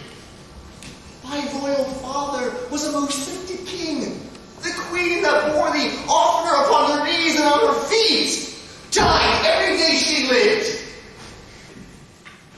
Fare thee well. These evils thou repeatest upon thyself.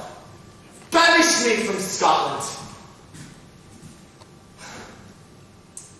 Oh, my horse. My horse.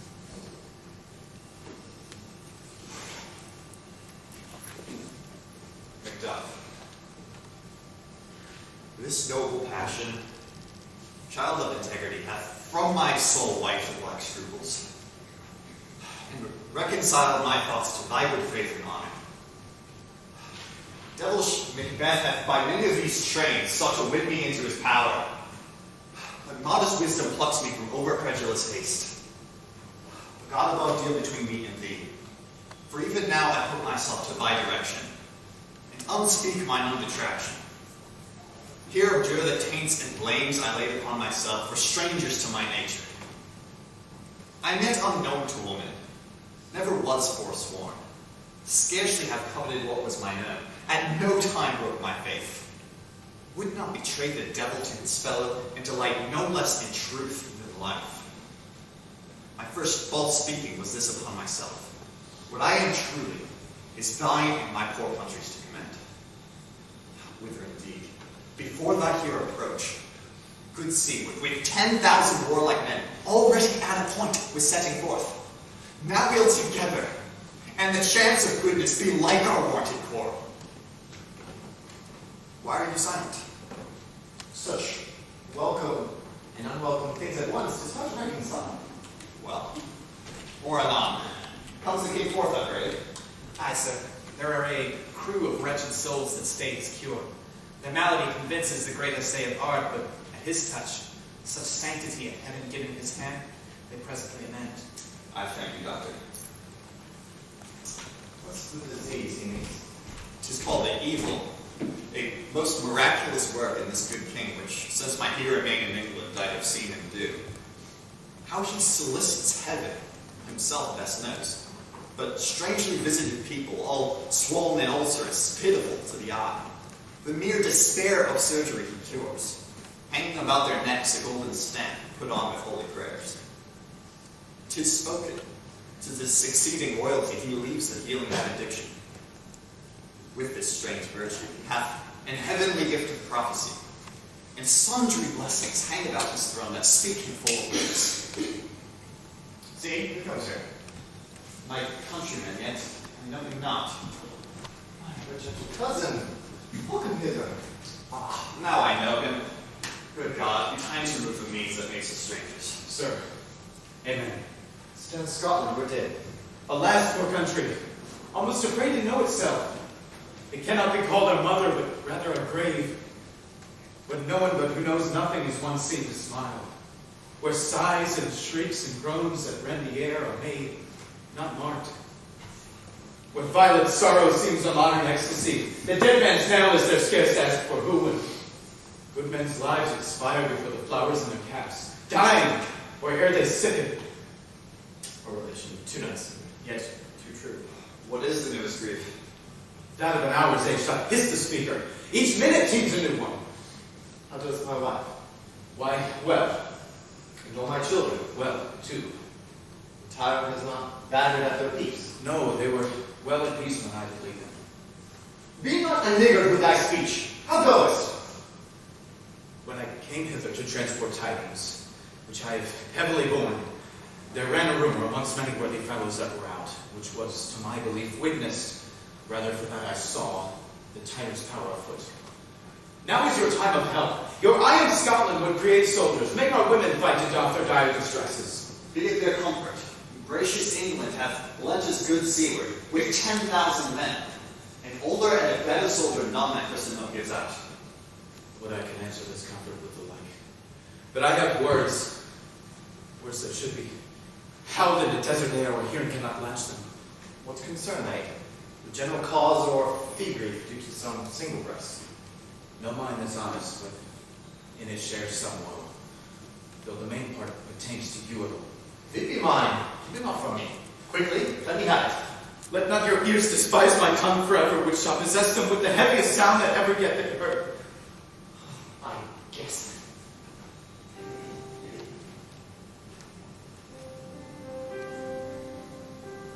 Your castle is surprised. Your wife and babe savagely slaughtered. To relate the manner whereon the quarry of those murdered deer would add to the death of you. Merciful heaven.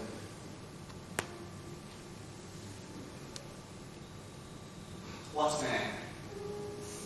Ne'er pour your hat on your brows. Give sorrow words.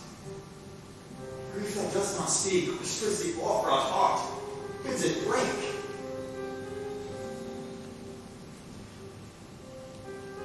all my children. Wife, children, servants, all that could be found must be hers. My wife killed too. I have sinned.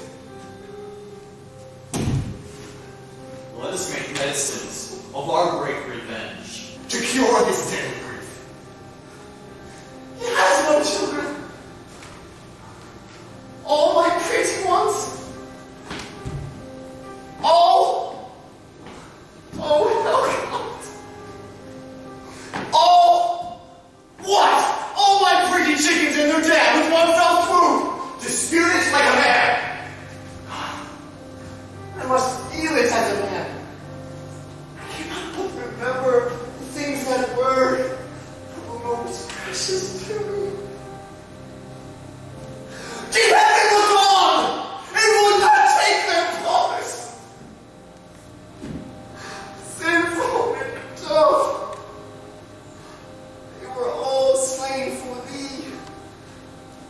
Not as I am, not for their own demands, but for mine. Thou slaughter of their souls. Heaven rest in them.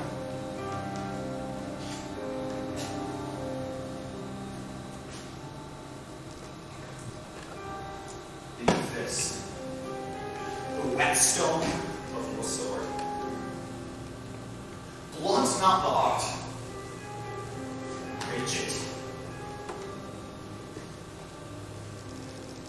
Though I be pled, the woman with mine eyes, the braggart with my tongue, but gentle heavens, cut short all intermission, front to front, place thou this fiend of Scotland and myself before my sword set him, and if he escape, heaven forgive him too.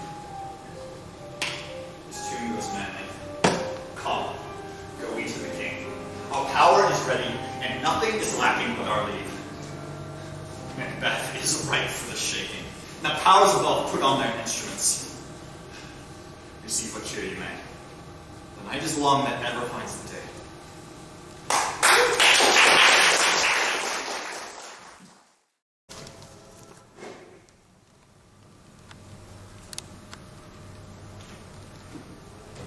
I have 2 nights now watched with you. Can observe no truth in your report. When was it she last walked?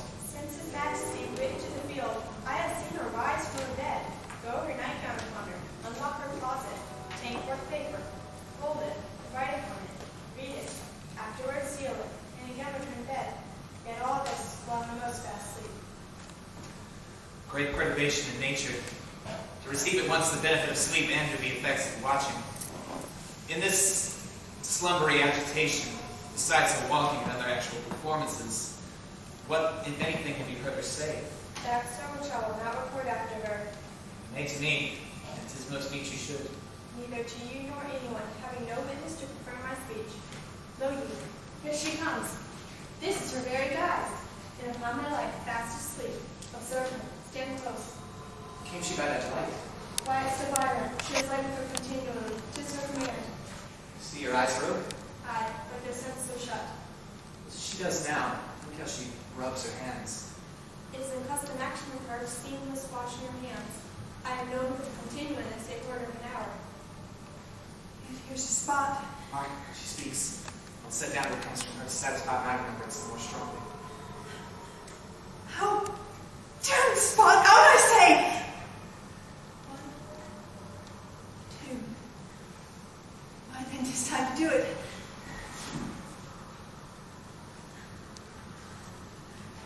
How's Perky?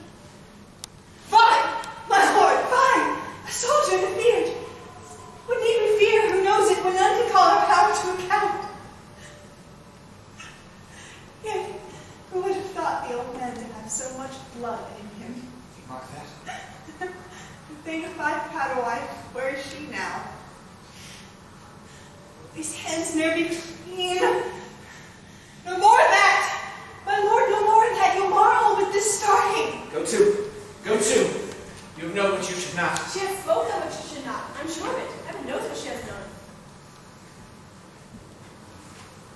Here's the smell of the blood still. The perfumes of Arabia will not sweeten this little hand.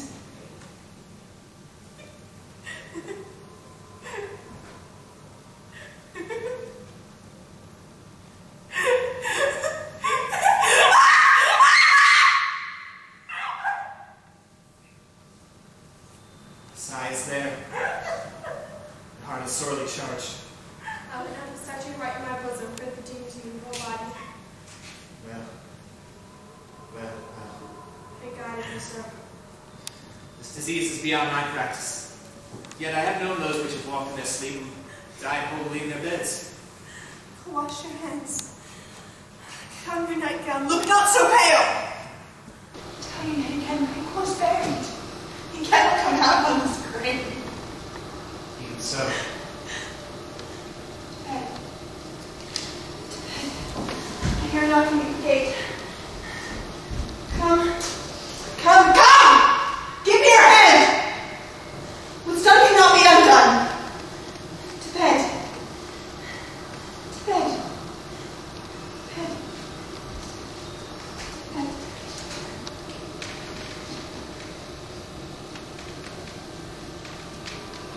Will she go down to bed? Directly. Foul whisperings are abroad. Unnatural deeds do breed unnatural troubles. Infected minds to their deaf pillars will discharge their secrets. More need she the divine than the physician. God forgive us all. Look after her. Remove from her the means of all annoyance and still keep eyes on her. So good night. My mind she has made it, and amazed my sight. I think, but dare not speak. Good night, good doctor.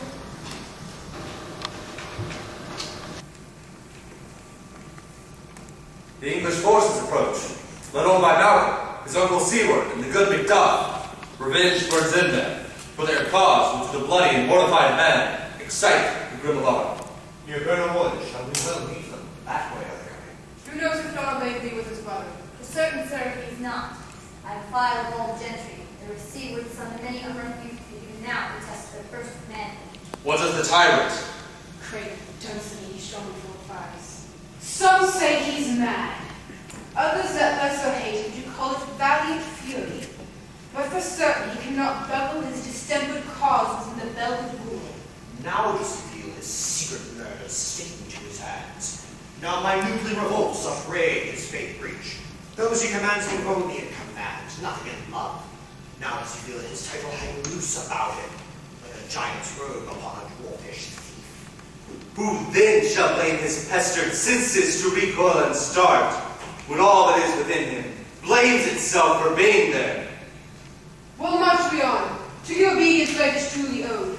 Meet we the medicine of the sickly will, and with him pour we in our country's purge each drop of us. Or so much as it needs to the southern flower and drown the weeds.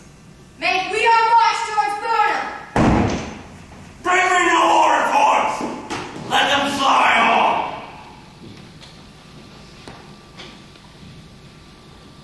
So Burnham Wood removed to Dunsinane, I cannot taint with fear. What's the boy Malcolm? Is he not born of a woman? The spirits that know all mortal consequences have pronounced me thus. Fear not, Macbeth. No man is born of woman shall e'er have power upon thee. But fly, false things, and mingle with English epicures. The mind I sway by, and the heart I bear shall never sag with doubt, nor shake with fear. The devil damn thee black, thou cream-faced moon! Where gottest thou that goose look? There's 10,000. Geese, villain! Soldier, sir. Go prick thy face and overred thy fear, thou lily-livered boy. What soldiers pack? Damn thy soul, those linen cheeks of thine are counselors of fear. What soldiers may face? The English horsemen, please. Take your face. Hands!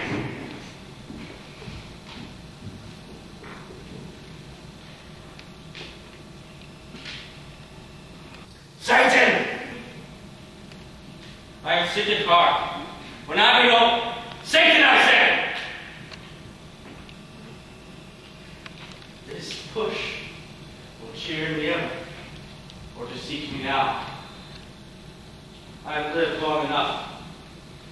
My way of life has fallen into the sear. The yellow leaf, and that which should accompany old age, as honor, love, obedience, troops of friends I must not look to have, but in their stead, curses, not loud but deep, mouth honor, breath which the poor heart would fain deny and dare not. Satan! What is your gracious pleasure? What news more? All is confirmed, my lord, which was reported. I'll fight, till from my bones my flesh be hacked. Give me my armor. 'Tis not needed yet. I'll put it on. Send out more horses. Scur the country round. Hang those that talk of fear. Give me my armor.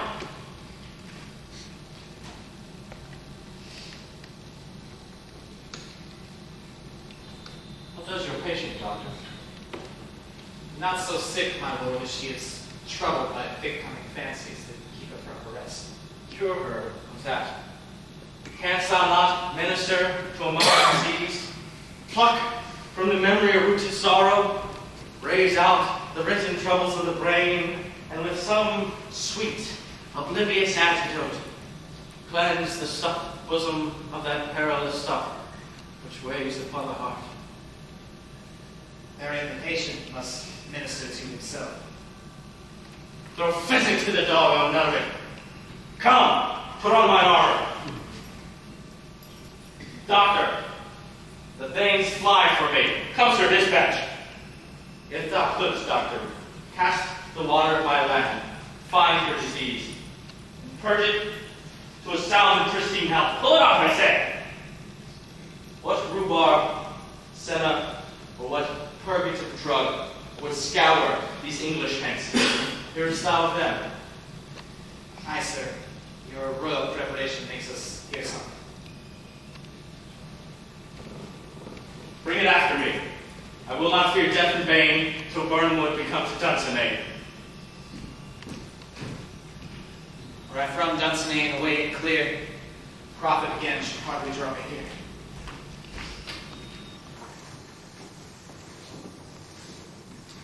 Cousins, I hope the days are near at hand that Chambers will be safe. We doubted nothing.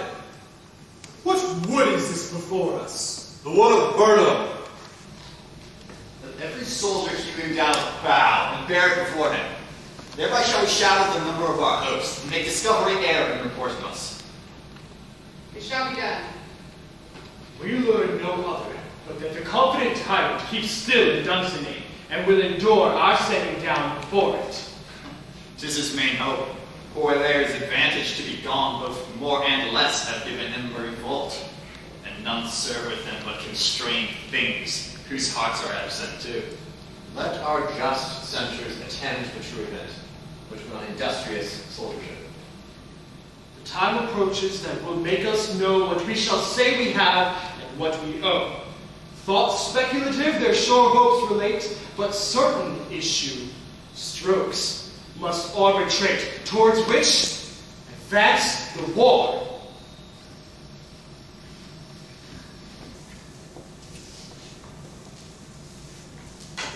Hang out our banners on the outward walls. The cry is still, they come. Our castle strength will laugh the siege to scorn. Here, let them lie till famine and the ague eat them up. Were they not forced with those that should be ours, we might have met them dareful, beard to beard, and beat them backward home. What is that noise? It's the cry of women, my good lord.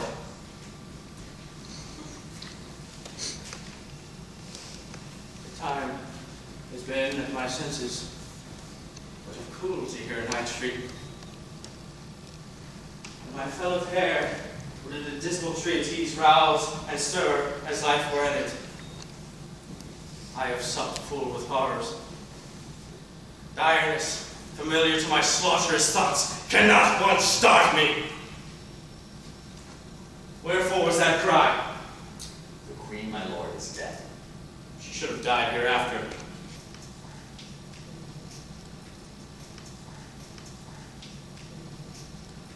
There would have been time for such a word. Tomorrow, and tomorrow, and tomorrow. Creeps in this petty pace from day to day to the last syllable of recorded time. And all our yesterdays have lighted fools the way to dusty death. Out! Out, brief candle! Nice, but a walking shadow, a poor player that struts and frets his hour upon the stage, and then is heard no more. It is a tale, told by an idiot, full of sound and fury, signifying nothing.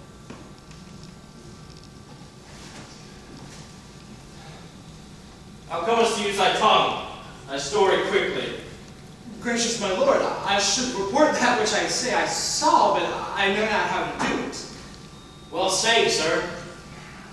As I did stand my watch upon the hill, I looked toward Burnham, and anon methought the wood began to move.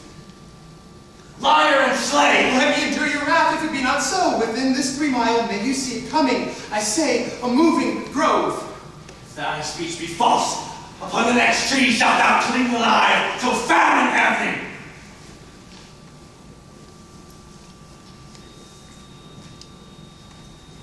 If thy speech be sooth, I care not if thou dost for me as much.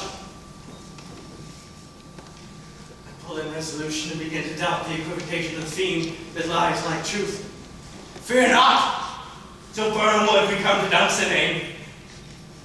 And now, wood comes toward Dunsinane. Arm and out! If this which he avouches does appear, there is no flying hence, no tarrying here.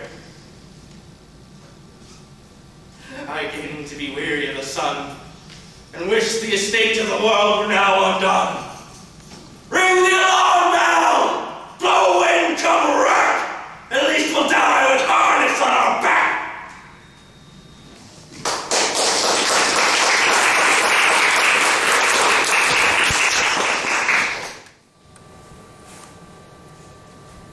Now, near enough.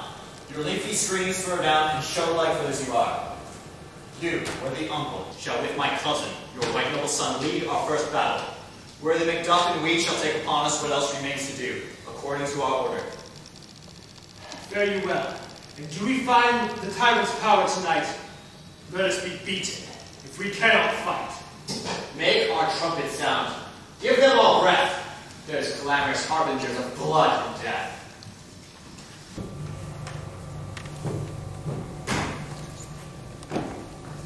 We have tied me to a stake. I cannot fly, but bear-like, I must fight the course. Who's he that was not born of a woman? Such a one am I to fear, or none. What is thy name? Not be afraid to hear it. No, though thou callest us a higher name than any is in hell. My name's Macbeth. The devil himself could not pronounce the title more hateful to my ears. No. Or more fearful. Thou liest, poor tyrant. With my sword I'll prove the lie thou speaks.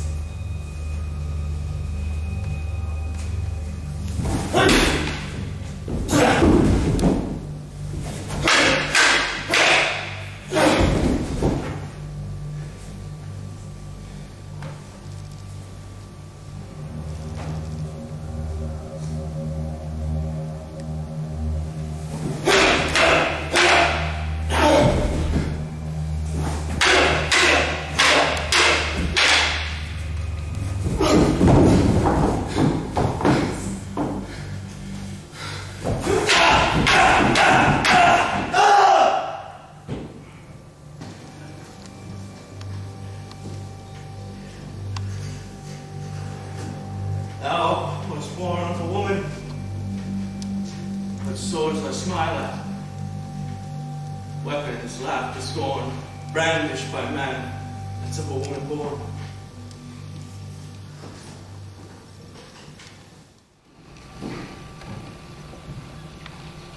That way noises. Tyrant, show thy face! If thou be slain with no stroke of mine, my wife and children's ghosts will haunt me still. Cannot strike at wretched currents whose arms are high to bear their staffs. Either thou, Macbeth, or my sword with unbattered edge I sheath again undeeded. There, thou shouldst be. By this great cladder, one of greatest note seems rooted. Let me find you, fortune, and more I beg not. This way, my lord. The castle's generally ready. The tyrant's people on both sides do fight. The noble things do bravely in the war. The day almost itself professes yours, and little is to do. We have met with foes that strike beside us. Enter, sir. The castle!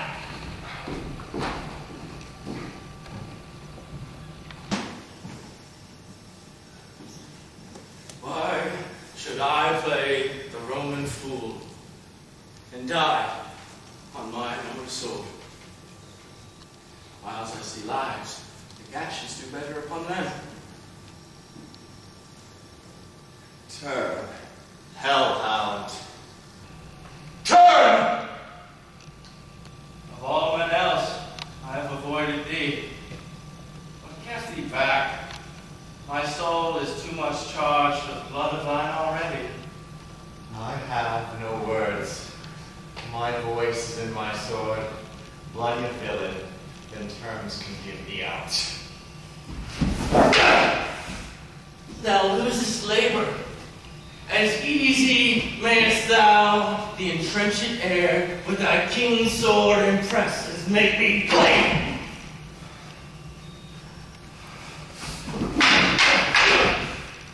Let fall thy blade on vulnerable crests. I bear a charmed life that must not yield to one of woman's body. To spare thy son!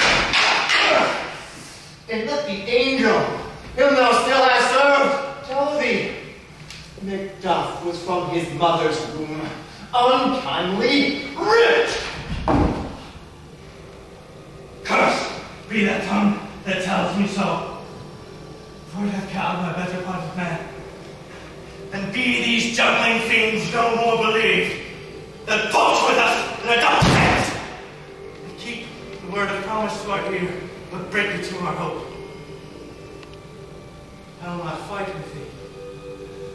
Then yield thee, coward, and live to be the show and gaze of the time. We'll have thee, as our rare monsters are, painted upon a pole and underwrit. Here, may you see the time. I will not you to kiss the ground before your mountain's feet, and to be baited with the rebel's curse. Though burn wood become to dust vein, and now opposed, being of no woman born, yet I will try to last. Before my body I throw my warlike shield. Lay on Macduff, and damn the heaven for time cold enough!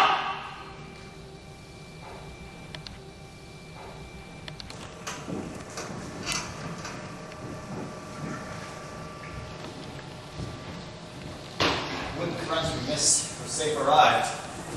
Some must go off. And yet, by these I see, so great a day as this is cheaply bought. Duff is missing. And your noble son. Your son, My lord. has paid his soldier's debt. He only lived but till he was a man. The which no sooner had his prowess confirmed did the unshrinking station where he fought, but like a man, he died. Then he is dead? Aye, and carried off the field. Your cause of sorrow must not be measured by his worth, for then it hath no end. Had he his hurts before? Aye, on the front. What a God's soldier he be. Had I as many sons as I have hairs, I would not wish them to a more valiant death. And so, this nail is old. It's worth more sorrow, and that I'll spend for it. It's worth no more. They say he fought well and paid his score. But here comes newer comfort. Hail, King! For so thou art! Behold where stands the usurper's cursed head. The time is free. I see thee compassed about with that kingdom's pearl, whose salutations speak within their minds, whose voices I now desire, alone with mine. Hail, King of Scotland! Hail, King of Scotland! We shall not spend a large expense of time before we reckon with your several loves and make us even with you. My thanes and kinsmen, henceforth the earls, the first that Scotland ever in such honour named.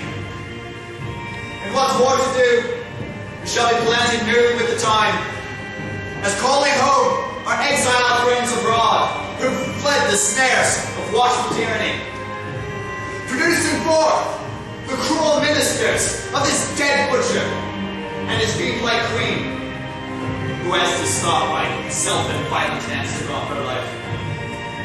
This, and what needful else falls upon us, by the grace of grace, we will perform in measure, time, and place. So thanks at once to all and to each one, and we invite to see us crowned and strong.